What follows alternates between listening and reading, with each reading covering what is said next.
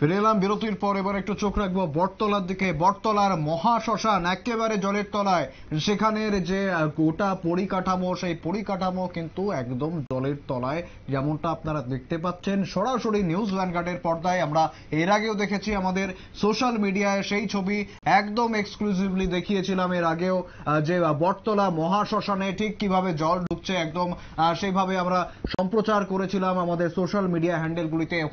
এখন দেখাচ্ছি বর্তমানে ঠিক কি পরিস্থিতি রয়েছে বটতলা মহাশ্মশানে।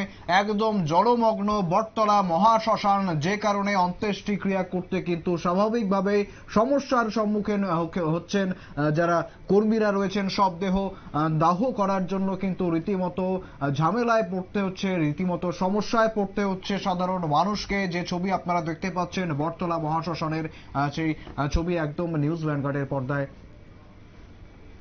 একেবারেই সেই দাহ কার্য একদমই বন্ধ হয়ে রয়েছে, বানভাসী একদম বটতলা মহাশ্মশান। পুরোপুরি যে কাজ, অর্থাৎ অন্ত্যেষ্টিক্রিয়া বা শবদাহ যে কাজ, সেই কাজ কিন্তু সম্পূর্ণ বন্ধ হয়ে রয়েছে বটতলা মহাশ্মশানে। ঠিক কি জানা যাচ্ছে, সংশ্লিষ্টরা ঠিক কি জানাচ্ছেন শোনাবো একবার। মানে গত পরশু থেকেই জলটা বাড়তেছে।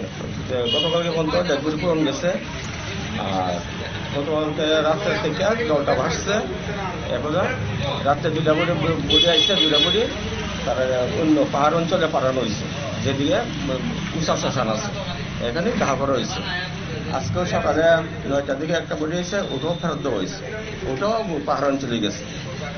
আর এখন জল খালি বাড়তাছে, কীভাবে বাড়লে তো ডেডবডি পুরাতে পুষিয়ে দিব। আমরা কারেন্টের মেশিন, গ্যাসের মেশিন, সব স্থলই জলে পরিপূর্ণ হয়ে গেছে।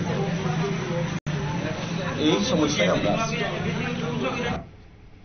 একেবারেই শুনতে পেলেন ঠিক কি জানাচ্ছেন সেই বটতলা মহাশ্মশানের এক কর্মী। তিনি জানাচ্ছেন পরশুদিন থেকে কিন্তু জলস্তর বাড়ছে এবং বর্তমানে বটতলা মহাশ্মশানের সমস্ত পরিকাঠামো একেবারে জলের তলায়, জলমগ্ন অবস্থা পুরো গোটা বটতলা শ্মশানে।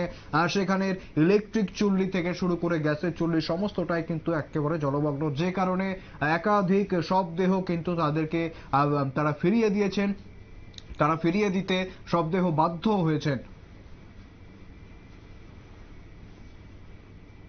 ফিরে আসছে একটি বিরতির পর, সঙ্গে থাকুন।